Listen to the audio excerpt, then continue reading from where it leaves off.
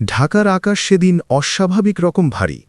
বিকেলের আলো কমে আসছিল, কিন্তু জাতীয় ডেটা সেন্টার, সরকারি তথ্য প্রযুক্তি ভবন একটা চিরচেনা ঠান্ডা বাতাসে জমেছিল। করিডরের সাদা আলো, কাঁচের দেওয়ালের প্রতিফলন আর সার্ভার রুম থেকে ভেসে আসা যন্ত্রের একঘেয়ে গুঞ্জন, সব মিলিয়ে জায়গাটা মনে হয় যেন কোনো জীবন্ত প্রাণী, যার নিঃশ্বাস বিদ্যুতের শব্দে লুকানো। খালিদ এই জগতেই অভ্যস্ত। অন্যরা যেখানে সিস্টেম দেখে, সে সেখানে মানুষ দেখে। মানুষের ভুল, মানুষের লোভ, মানুষের ভয়। তার সামনে 3টে স্ক্রিন। একটাতে লাইভ ট্রাফিক মনিটরিং, দ্বিতীয়টাতে লগ স্ট্রিম, তৃতীয়টাতে ইনসিডেন্ট ড্যাশবোর্ড। লাল, হলুদ, সবুজের ভেতর চলমান যুদ্ধ।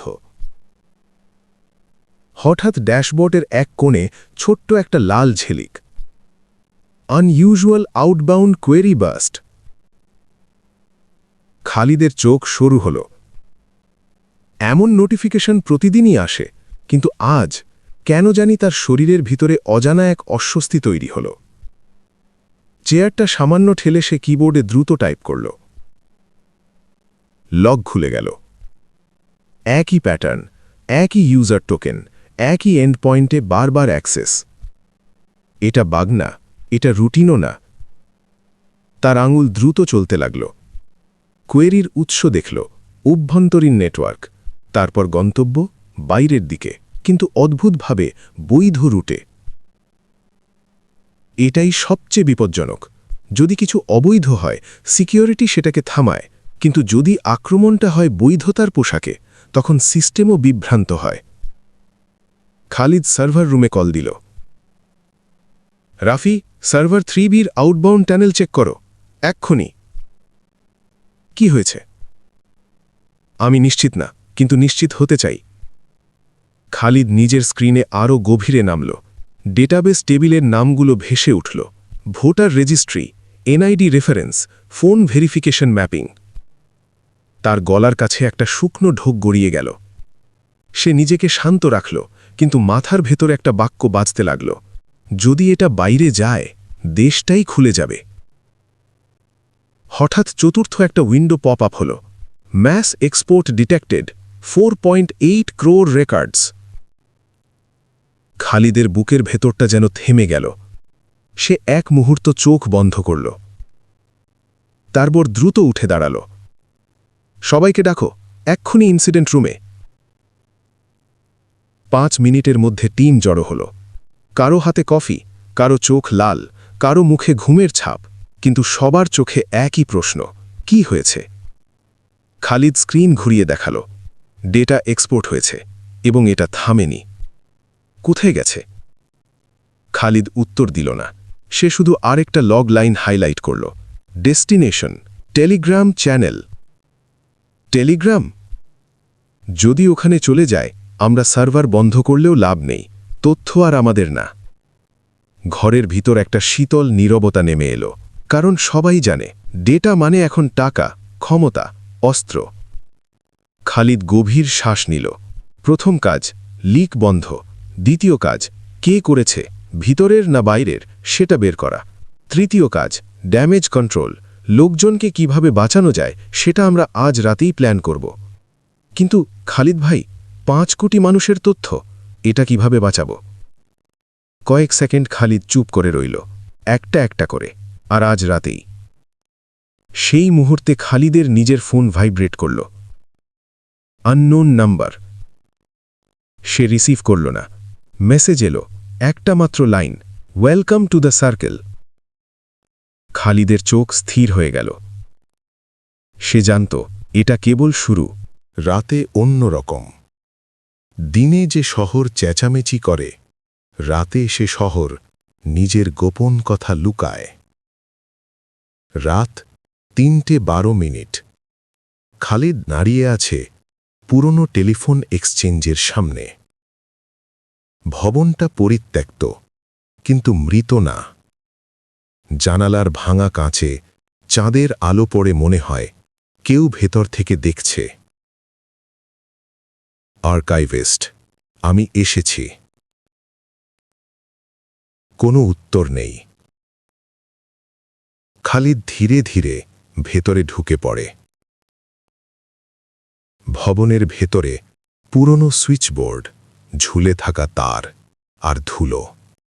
এই জায়গা একসময় মানুষের কণ্ঠা বয়ে আনত। আজ এখানে কেবল নীরবতা। হঠাৎ আলো জ্বলে উঠল। তুমি একা আসোনি? খালিদ ঘুরে দাঁড়াল। একজন নারী, চামড়ার জ্যাকেট, কাঁধে ব্যাগ, চোখে ক্লান্ত আত্মবিশ্বাস। তুমি কে? মায়া রহমান, ইনভেস্টিগেটিভ জার্নালিস্ট। নামটা খালিদ আগে শুনেছে। ডেটা স্ক্যান্ডাল, অফশোর অ্যাকাউন্ট, গোপন রিপোর্ট। এটা আমার কেস। না, এটা আমাদের সবার কেস। হঠাৎ দেয়ালের পুরনো স্ক্রিন জ্বলে উঠল। দুজনেই ঠিক জায়গায় এসেছ। খালিদ চারদিকে তাকাল। কোথাও কেউ নেই। তুমি আমাদের মুখোমুখি ডাকলে কেন? কারণ খালিদ সত্য খোঁজে আর মায়া সেটা প্রকাশ করে। তোমরা দুজনেই আমার কাজে লাগে। মায়া ফিসফিস করে বলল, এটা ফাঁদ। আমি জানি। স্ক্রিনে হঠাৎ একটা লাইভ ফিড। ঢাকার একটি বেসরকারি হাসপাতাল, আইসিইউ। একজন রোগী লাইফ সাপোর্টে। এই মানুষটা তোমার ডেটার কারণে আজ এখানে। ভুল পরিচয়, ভুল চিকিৎসা, ভুল মানুষ। খালিদের মুঠো শক্ত হয়ে গেল। এখন খেলাটা শুরু। 1 ঘন্টা সময়। তুমি যদি মিডিয়াকে লিকের প্রমাণ দাও, আইসিইউর বিদ্যুৎ বন্ধ। চুপ থাকলে তথ্য আর ছড়াবে। মায়া খালিদের দিকে তাকাল। তুমি চুপ থাকতে পারবে না। আর চুপ থাকলে কেউ মরবে। এই প্রথম খালিদ বুঝল, আর্কাইভিস্ট কেবল তথ্য নিয়ে খেলে না, সে মানুষকে জিম্মি করে। সময় চলছে হিরো। স্ক্রিন নিভে গেল। পুরনো এক্সচেঞ্জ, আবার অন্ধকার। তুমি কি করবে? খালিদ চোখ বন্ধ করল। 1 সেকেন্ড। আমি তৃতীয় রাস্তা নেব। মায়া তাকিয়ে রইল। যেখানে সে ভাবে আমি হারব, সেখানেই আমি তাকে ধরব। টাইমার চলতে শুরু করেছে। ঠিক ঠিক 59 মিনিট। 58। পুরনো টেলিফোন এক্সচেঞ্জের অন্ধকারে খালিদ আর মায়া দাঁড়িয়ে আছে। সময় এখন আর সংখ্যা না, সময় মানে একটা জীবন। তুমি কি ভাবছো খালিদ? আর্কাইভিস্ট আমাদের 2টা রাস্তা দেখিয়েছে, আমি তৃতীয়টা বানাবো। খালিদ ল্যাপটপ খুলল। সে হাসপাতালের লাইভ ফিডের মেটাডেটা দেখছে। স্ট্রিমটা আসছে একটা প্রাইভেট ক্লাউড রিলে থেকে। ও সরাসরি হাসপাতালের গ্রিডে নেই। ও ভয় দেখাচ্ছে, কিন্তু সুইচটা এখনো হাতে নেয়নি। মানে সময় আছে? অল্প। হঠাৎ খালিদ থেমে গেল। স্ক্রিনে একটাই নাম বারবার আসছে, সিস অডিট 02। এই অ্যাকাউন্ট দিয়েই লিক শুরু হয়েছিল। এই আইডি শুধু ডেটা দেখতে পারে না, এটা এমার্জেন্সি ওভাররাইডও পারে। মানে কেউ ভেতর থেকে সাহায্য করছে? খালিদ মাথা নাড়ল। আর সে মানুষটা এখনও সিস্টেমে। খালিদ দ্রুত একটি স্ক্রিপ্ট রান করাল।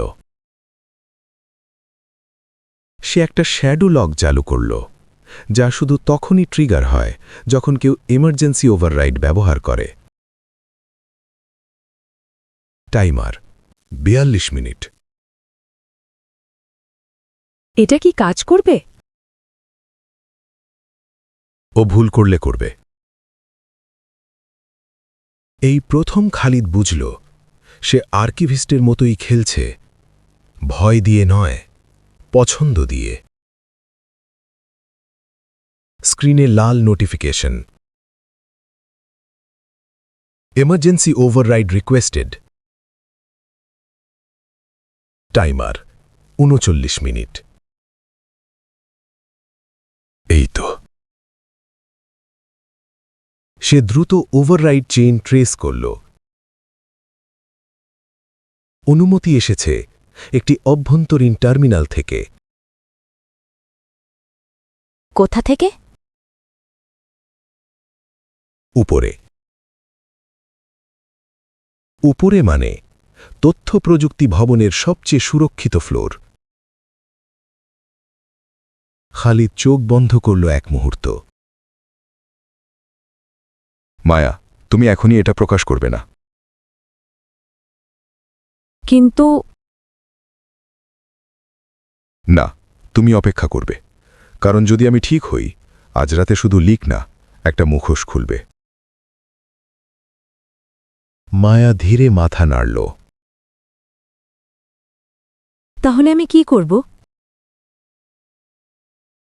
তুমি সাক্ষী থাকবে। 32 মিনিট। হঠাৎ খালিদের ফোন। তুমি সময় নষ্ট করছো খালিদ। না, আমি তোমাকে বাধ্য করছি। তুমি ভাবছো আমি ভুল করব? না, আমি জানি তুমি নিয়ন্ত্রণ ভালোবাসো। আর নিয়ন্ত্রণ ভালোবাসা মানুষ সবচেয়ে আগে হাত বাড়ায়। ওপাশে কণ্ঠ থেমে গেল। তুমি বেশি জানো, আর তুমি বেশি খেলছ। 25 মিনিট। খালিদ জানে পরের 25 মিনিটে কেউ একজন নিজেকে বাঁচাতে গিয়ে সব ভাস করবে। সে আর মায়া অন্ধকারে দাঁড়িয়ে রইল। যদি তুমি ভুল হও? খালিদ ধীরে বলল, তাহলে আজ রাতে একজন নির্দোষ মানুষ মরবে, আর সেটা আমি বয়ে বেড়াব। টাইমার চড়তে শুরু করেছে।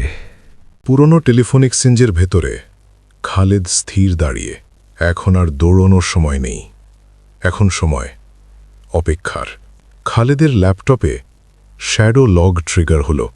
Emergency override executed. Timer 9 minute. পেয়েছি। কে? খালিদ স্ক্রিন ঘুরিয়ে দেখালো। User terminal, gov IT, floor 9, access card, executive clearance. ওটা তো? হ্যাঁ, যার কাজ ছিল আমাদের রক্ষা করা। নামটা খালিদ উচ্চারণ করল না। নামটা শোনালেই রাজনীতি শুরু হয়ে যাবে। সে শুধু বলল, ও ভেতরের মানুষ, আর এখনও খেলছে। খালিদের ফোন বেজে উঠল। সময় শেষের পথে খালিদ। তুমি ইমার্জেন্সি ওভাররাইড নিয়েছ। তারপর এক চিলতে হাসি, কারণ আমি জানি তুমি প্রকাশ করবে না। আমি করব, কিন্তু আজ নয়। মায়া খালিদের দিকে তাকালো। আজ নয় মানে? আজ আমরা প্রমাণ জমাব। আগামীকাল বিশ্ব দেখবে। তাহলে আইসিইউ বন্ধ। Timer 5 minute. বন্ধ করতে পারবে না, কারণ তুমি ভুল জায়গায় হাত বাড়িয়েছ। তুমি কি করেছ? ইমার্জেন্সি ওভাররাইড আসল সিস্টেমে নয়। আমি তোমাকে একটা ডামি গ্রিড দিয়েছি। হাসপাতালের বিদ্যুৎ বন্ধ হয়নি, রোগী বেঁচে রইল। তুমি আমাকে ফাঁসালে। না, তুমি নিজেই ফাঁস হয়েছ। শ্যাডো লগ থেকে সব প্রমাণ সেভ হলো, access trail, time stamp, voice routing. Khaled call কেটে দিল। টাইমার 00। মায়া গভীর শ্বাস নিল। তুমি জিতলে। না, এইটা শুধু প্রথম রাউন্ড, কারণ আর্কাইভিস্ট হার মানে না। খালিদ তার ল্যাপটপ বন্ধ করল। ফোনে নতুন মেসেজ এলো, Dhaka was a test, Istanbul will be louder. Khalid screen নিভিয়ে দিল। সিরিয়াল 1 শেষ, যুদ্ধ শুরু।